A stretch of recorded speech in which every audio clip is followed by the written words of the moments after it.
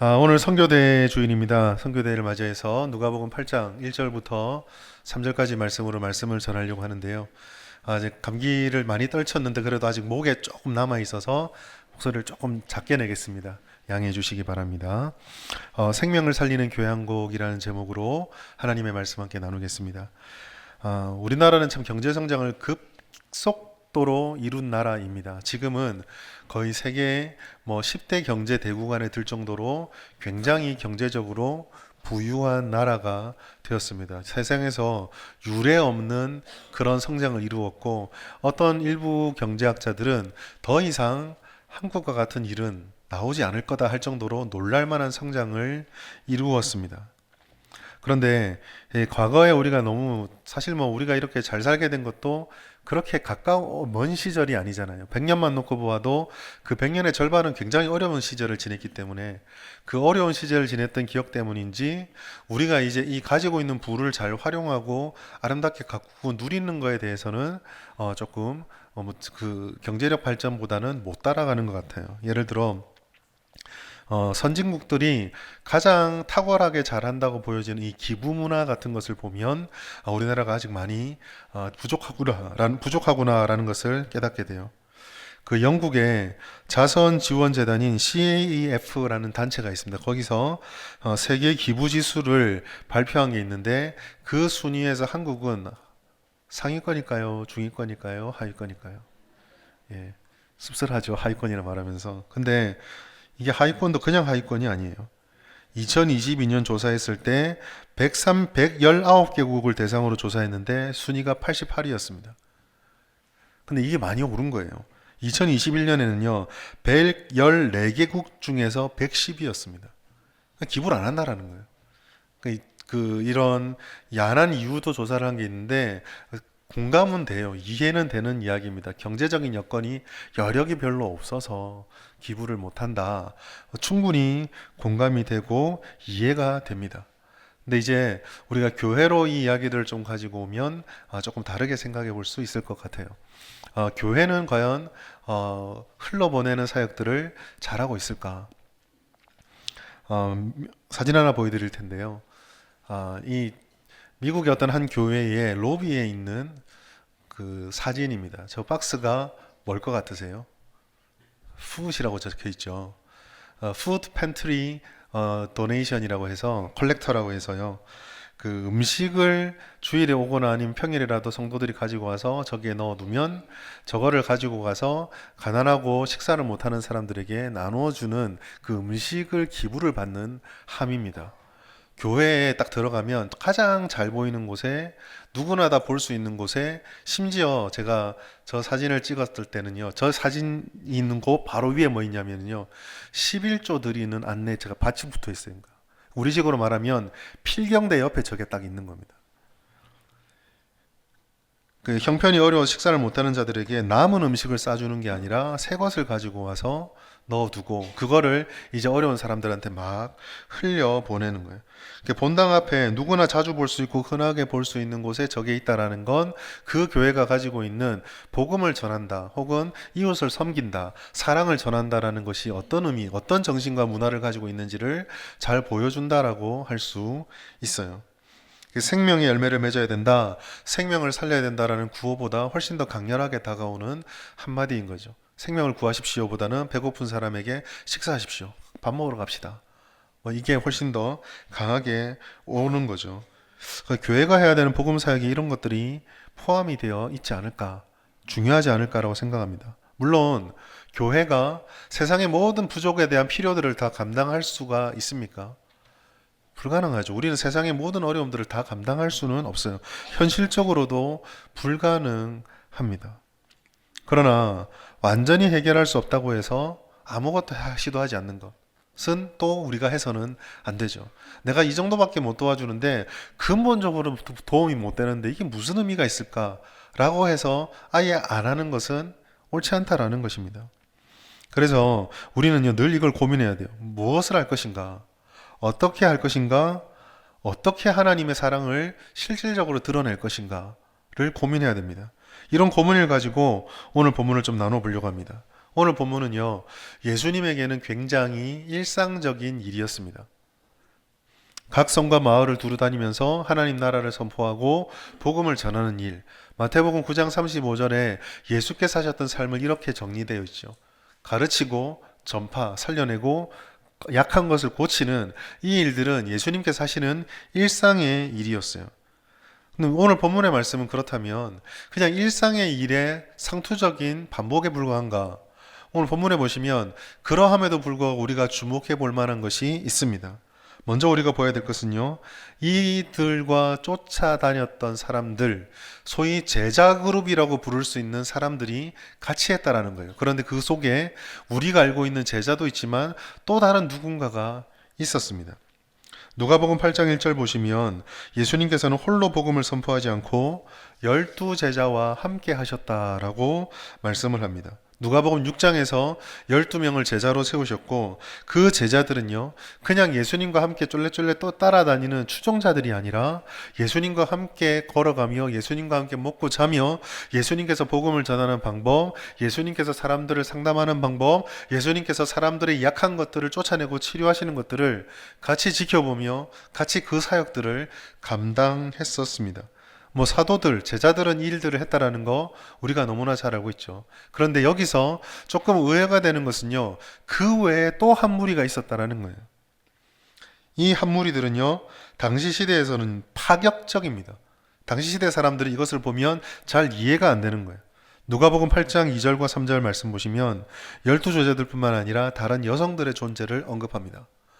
막달라인 마리아, 구사의 아내 요한나, 수산나, 그리고 다른 여자들, 얼마나 많은 여자들일지 모르겠지만 여인들이 제자들뿐만 아니라 예수님과 함께 이 일들을 감당하고 있었어요.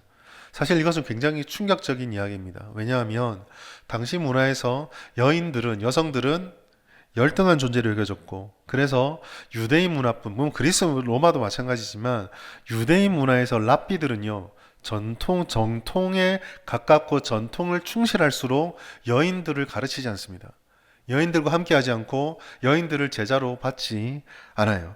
그러니까 예수를 따르는 여성들이 함께 복음 사역을 하고 있었다는 것은 그 시대 사람들에게는 이해할 수 없는 장면입니다. 심지어 전통을 강하게 주장하는 사람들은 저래서 너희가 이단인 거야 라는 얘기를 들을 수 있는 상황이 되는 거죠. 근데 여러분, 우리는 여기서 하나님께서 제자들을 세우셨다는 것과 여인들을 예수님께서 함께 사역에 동참시키셨다는 것을 보면서 우리들은 하나님 나라의 역사 방식을 조금 진지하게 생각해 보게 돼요. 먼저 제자들을 봅시다. 여러분, 이 제자들 남성들이지만 그렇다고 해서 이 제자들이 그 사회에서 유능하고 유력한 사람들이었냐? 라고 물으면 제자들은 절대 그런 사람들이 아니었어요.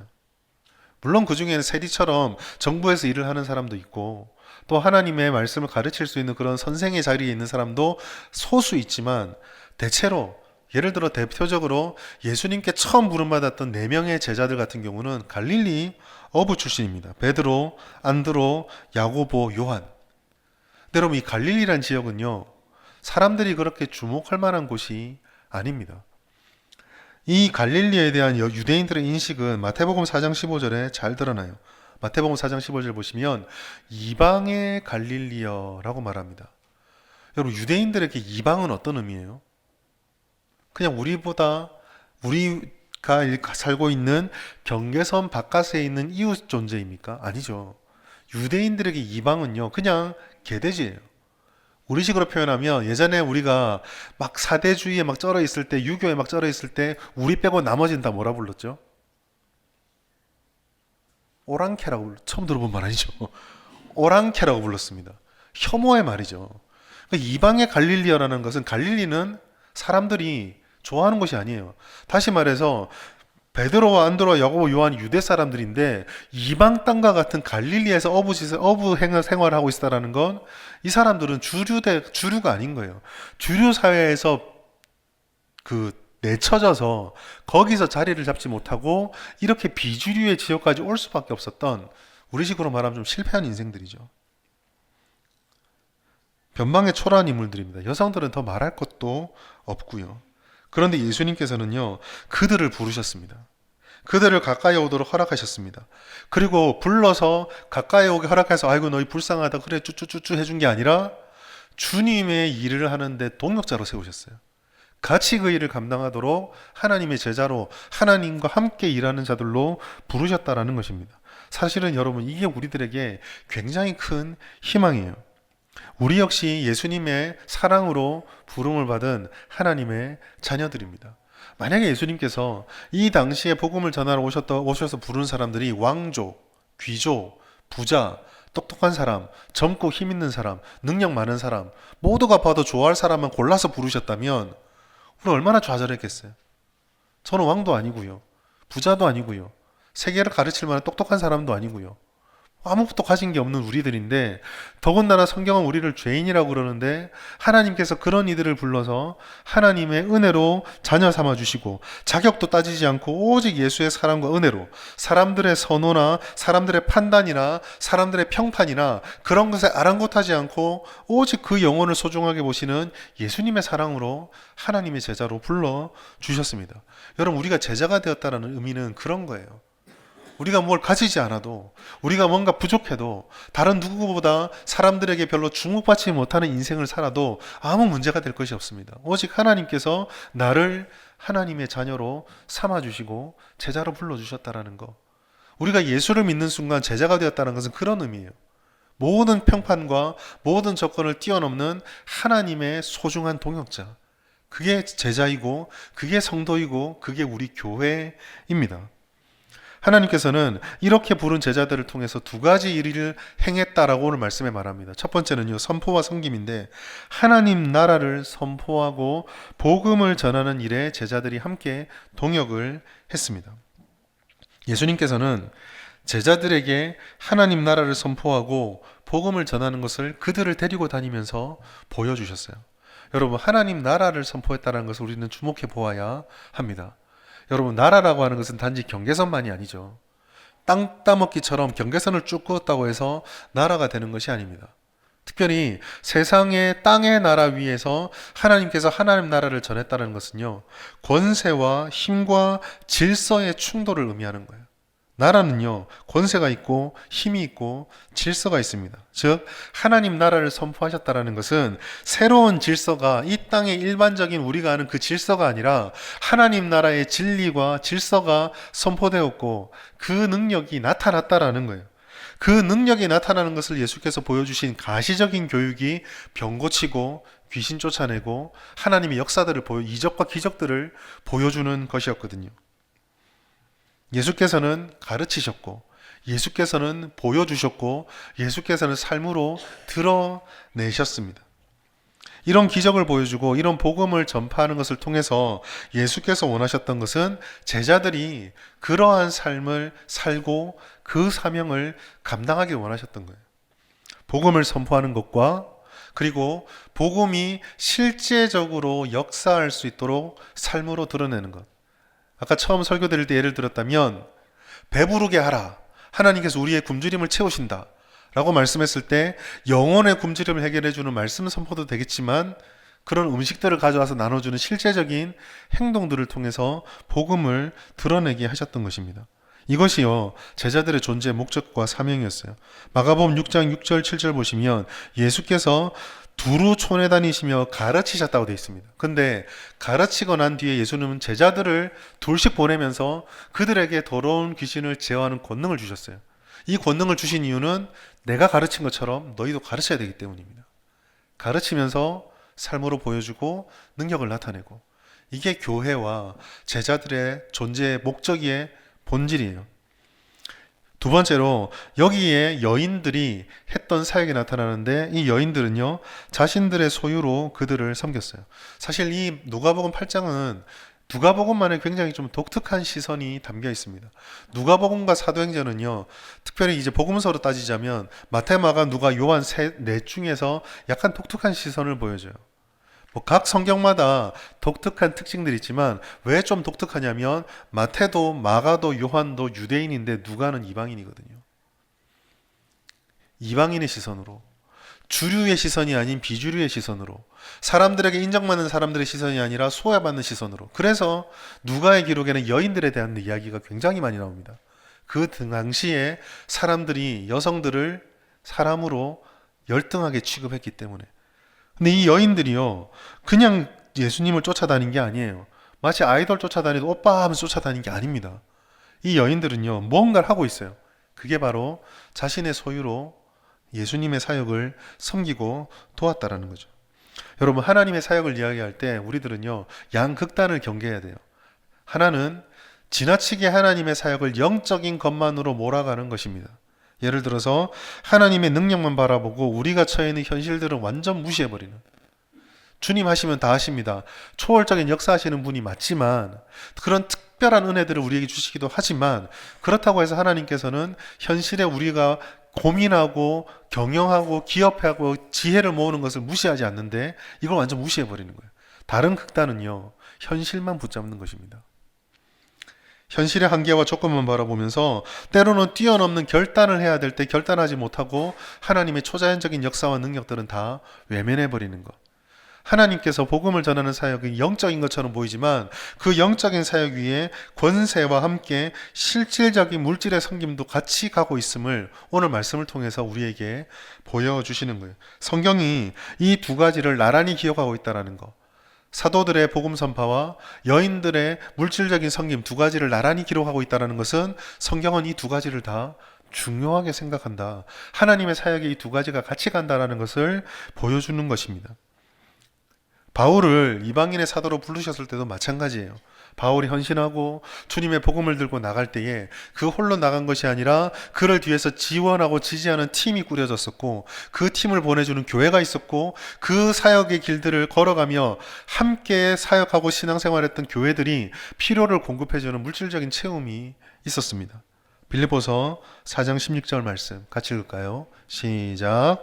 데살로니가에 있을 때에도 너희가 한 번뿐 아니라 두 번이나 나의 쓸 것을 보내어도다. 아멘. 쓸 것을 보태주는 섬김이 있었습니다. 빌립보 교회가 넉넉했을까요? 우리가 빌립보서를 보시면 아시겠지만 빌립보 교회는 어려운 교회였습니다. 힘든 교회였어요. 넉넉한 교회가 아닙니다. 그럼에도 불구하고 하나님께서 그 연약한 자들이 함께 그 일에 동참하게 기뻐하셨고, 빌립보 교회는 그 동참의 부르심에 기꺼이 순종을 했던 거죠. 연약하지만 여러분, 잘 준비된 사람, 역량이 출중한 사람, 조건이 갖추어진 것이 나쁜 것은 아닙니다. 그러나 그런 것이 있으면 좋지만 더 중요한 것은 하나님께서 아무리 연약하다 할지라도 하나님이 부르시고 세우신 이들과 그들과 함께하길 원하셨을 때에, 택하셨을 때에 거기에 순종하는 것이 필요하고, 그 순종 속에 열매가 맺혀진다라는 거예요.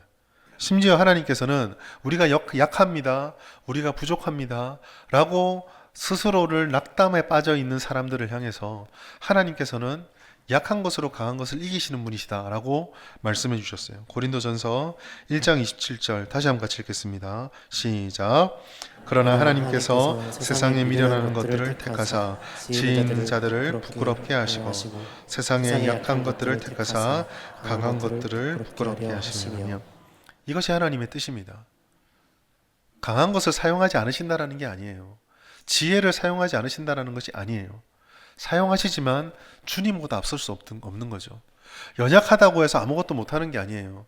지혜가 부족해서 아무것도 못하는 게 아니에요. 하나님께서는 작은 약한 것을 가지고도 강한 것들을 이기게 하시고 지혜로운 자들을 미련하게 만드실 수 있는 분이 하나님이십니다.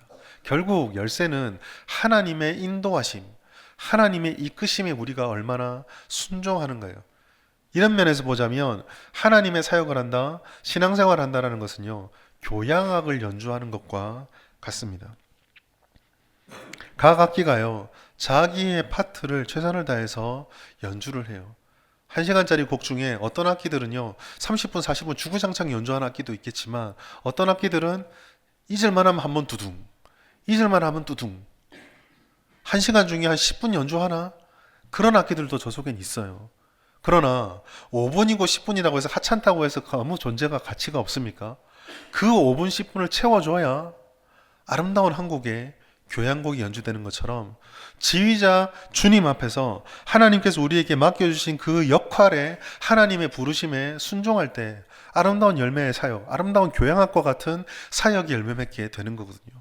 목사는 설교와 목양으로, 직분자는 각 직분에 부여된 직분으로, 그리고 성도들은 한 교회를 세우는 몸을 이루는 세포로서 각자에게 부어진 기도, 말씀, 신앙생활, 성도로서 자라가는 삶의 태도, 이런 것들을 통해서 하나님의 사역에 동참하게 되는 겁니다. 오늘 본문을 통해서 저는 선교 대회에 우리가 해야 될 적용점들을 끌어내려고 해요. 오늘 우리가 할 수 있는 것은요, 두 가지 사도와 여인들이 보여줬던 것을 실천하는 것입니다. 첫 번째로 우리는요, 영적인 섬김을 결심해야 합니다. 사도들이 보여주었던 하나님 나라를 전파하고 하나님의 나라를 살아내서 복음을 전하는 이 일, 이 섬김에 우리의 삶을 드려야 해요. 영적 섬김이란 것은요, 결국 하나입니다. 복음을 통해 복음을 중심으로 사람을 세워가는 것이에요. 예수님께서 복음을 전해서 제자들을 살려내고 복음을 통해서 사람들을 구원해서 교회를 세웠던 것처럼 하나님 앞에 복음으로 사람을 살려내는 것이 있어야 합니다. 그런데 그것을 하려면 선행돼야 되는 것이 있어요. 그것은 바로 내가 먼저 복음으로 살아나야 되고 내가 먼저 제자가 되어야 한다는 것입니다. 여러분, 영적 원리예요. 제자가 제자를 키울 수 있습니다. 내가 사는 생명이 있어야 생명을 살릴 수가 있는 거예요. 그래서 우리는 언제나 내가 주님께 부름받은 자인지 하나님께서 주시는 그 복음의 생명력을 가지고 복음의 은혜를 내가 갈구하고 그 복음의 은혜로 나를 연단하고 있는지를 돌아보아야 합니다. 부름받았다고 거기서 멈춰 있는 것이 아니라 제자답게 훈련받아가며 주님을 더 깊이 알아가며 주님 앞에 더 인격적으로 그리고 영적으로 성장해가고 성숙해져가는 훈련을 받아가야 되는 거죠. 제자들은요, 예수님의 가르침과 삶을 통해서 이런 훈련을 배웠고 이런 것들을 습득했습니다. 그리고 제자들은 예수님이 데리고 다니면서 직접 보여주고 파송하는 단계를 통해서 실습을 통해 예수님의 제자다운 삶을 배워갔었어요. 현재 우리는 예수님을 볼 수 없기 때문에 예수님에게 직접 배울 수 없지만 하나님의 말씀을 통해서 복음을 통해서 훈련과 교육들을 통해서 우리가 그 말씀을 가지고 살아나는 삶의 매 순간들을 통해서 예수님을 알아가고 예수님의 인격을 닮아갈 수가 있는 것입니다. 그렇게 제자가 되어서 내 생각이 바뀌어지고 삶의 태도가 바뀌어지고 사람들에게 그 선한 복음의 은혜를 흘려보내는 것, 이게 영적 섬김이에요. 여러분, 영적 섬김은요, 국한되어 있지 않습니다. 영적이니까 교회 관련된 것만, 목사가 되어야지만, 선교사회가 되어야지만 할 수 있는 것이 아니에요. 그렇게 거창하게 서원하듯이 드리는 것만이 영적 섬김은 아니라는 거죠. 복음을 가지고 예수님의 마음을 가지고 우리가 교회와 세상의 더 큰 유익을 위해서 섬기는 모든 것들이 영적 섬김입니다. 예를 들어서 지금 저희 교회가 관리 집사님이 꽤 오랫동안 안 계시기 때문에 성도님들이 여기저기서 또 여러 교육자들이 여기저기서 그 빈틈의 사역들을 메꾸고 있습니다. 꽤 됐는데요. 지금 성도님 몇 분 같은 경우는 두 분씩 조를 이루어서 매주마다 토요일마다 교회 오셔서 화장실 청소를 하고 계세요. 그런 것들도 영적 섬김입니다.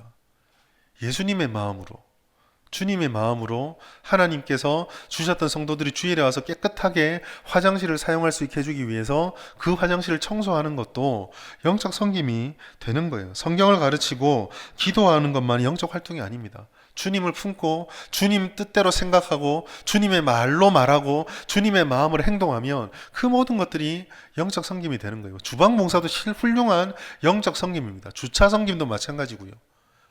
교회를 벗어나 세상에서 예수님의 복음을, 주님의 향기를 흘려보내는 것, 이 모든 것들이 다 영적 섬김이고 돌봄이에요.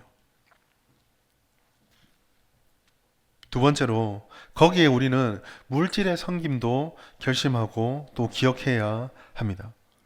여인들이 이 물질의 섬김을 했다는 사실 우리는 주목해 봐야 돼요. 여러분, 여인들은요, 넉넉한 사람들이 아닙니다. 경제권을 가지고 있지 않은 사람들이에요. 그러니 짐작해 보자면 여인들이 물질로 섬기려면 남편의 허락을 받아야 됐거나 아니면 과부란 얘기예요. 자기가 경제권을 활용할 수 있는 어느 것 하나 쉽지 않고 여유 있지 않았겠죠. 그런데도 불구하고 그들은 자기들의 소유로 그들을 섬겼습니다. 여러분, 성경은 늘 우리에게 있는 물질과 우리에게 있는 것으로 이웃들을 섬기고 흘려보내는 것에 대해서 권면하고 있어요. 갈라디아서 6장 10절 말씀을 함께 보겠습니다. 우리 같이 읽을까요? 시작. 그러므로 우리는 기회 있는 대로 모든 이에게 착한 일을 하되 더욱 믿음의 가정들에게 할지니라. 아멘. 여러분, 이 말씀은요, 종교개혁자 루터가 강의했던 것들을 잘 보시면 흘려보내는 것들에 대해서 말하고 있어요. 루터는 갈라디아서 6장 10절뿐만 아니라 갈라디아서 6장을 주해하면서 이런 말을 했습니다. 자신의 소유와 기회를 이웃의 선을 위해 사용하는 것이 마땅하다. 그리고 뭐라고까지 얘기했냐면, 하나님께서 재물을 맡기신 것은 내 배만 채우라고 주신 것이 아니라 이웃의 필요를 채우라고 주셨다라는 것을 잊어서는 안 된다 라고 말씀을 하셨어요. 여러분, 여기서 핵심은요, 사실 지금도 흘려보낸다, 가진 것을 보낸다고 보고 있지만요, 루터가 이렇게 주석했을 때 그 핵심 방점은요, 하나님이 우리에게 주셨다 있어요. 하나님이 우리에게 주셨고 주실 것이고 주신다라는 그 은혜에 있다라는 거죠. 여러분, 하나님께서 우리에게 주셨다라는 것은요, 우리의 소유를 하나님께서 다 아신다 모르신다? 아신다는 뜻이에요. 얼마를 가지고 있는지, 어느 정도 형편에 있는지, 그게 얼마나 생활하고 하는데 부담이 되고 어려움이 있는지, 결핍이 무엇인지, 상태를 속속들이 하나님께서 다 아신다라는 것입니다. 여러분, 하나님은요, 폭군이 아닙니다. 필요하다고 해서 세금 징수하듯이 강탈해 가시는 분이 아니세요. 그러나 하나님께서는 주님의 마음을 품고 하나님께서 내 모든 것의 소유임을 인정하며 하나님의 뜻을 위해서, 주님의 나라를 위해서 드릴 때에, 섬기고 헌신할 때에 그것을 통해 아름다운 일을 이루시며 또 그 드린 손길들을 빈손으로 돌아가게 하시는 것이 아니라 섬길 것, 심을 것을 채워주시는 분이십니다. 지난주에 말씀을 통해 나누었던 것처럼 우리 하나님께서는 심으라고 말씀하시면서 심을 것을 주시는 분이시거든요. 우리는 생명을 살리는 교향곡을 연주하는 교향악단이라는 사실을 잊어서는 안 됩니다. 하나님께서는 이처럼 우리의 모든 경건한 신앙의 결심과 함께 우리가 가지고 있고 우리에게 허락된 것들을 통해서 함께 한 뜻을 이루어 하나님의 나라와 하나님의 영광을 이루어가길 원하셨어요. 우리는 모두가 다 복음 선포자입니다. 전문적인 목회자로서 말씀을 가르치고 전하고 목양하는 저의 임무, 그리고 그것처럼 모든 제자가 각자 다른 이에게 복음을 선포하고 살아내고 흘려보내는 걸 통해서 영적인 섬김을 감당해야 돼요. 예수님에게 배워야 되고 예수님처럼 살아야 되고 예수님의 말과 행동과 삶으로 복음을 전해줄 수 있어야 합니다. 더 나아가서 우리는 우리에게 주신 것으로 섬기기를 힘써야 돼요. 우리가 가진 모든 것은 하나님께서 주신 것입니다. 우리는 우리가 가진 것을 가지고 어떻게 심을지를 결정할 수 있습니다. 그리고 성경은요, 이런 지혜를 주셨어요. 갈라디아서 6장 8절 말씀, 자기의 육체를 위하여 심는 자는 육체로부터 썩어질 것을 거두고 성령을 위하여 심는 자는 성령으로부터 영생을 거두리라. 우리에게 주어진 것을 가지고 우리는 사라져버릴 것에 심을 것인가, 영원한 생명을 향해 심을 것인가를 결정할 수가 있습니다. 우리가 가진 물질, 재능, 건강, 시간 등으로 성령을 위해서 심으면, 예수님께서 도왔던 그 여인들처럼 심으면 하나님께서 주시는 아름다운 열매들을 결실하는 것을 보여주시고 우리의 손을 그 은혜로 다시 채워주실 거예요. 하나님 나라의 확장을 위해서, 연약한 이들을 돕는 사랑의 흘러넘침을 위해서 결심하고 섬기고 드림을 통해 하나님께서 어떤 일을 이루시는지를 경험하시고 주님께 드린 손 위에 무엇을 채워주시는가를 경험하시는 우리 모든 성도님 되시기를 예수님의 이름으로 축복합니다.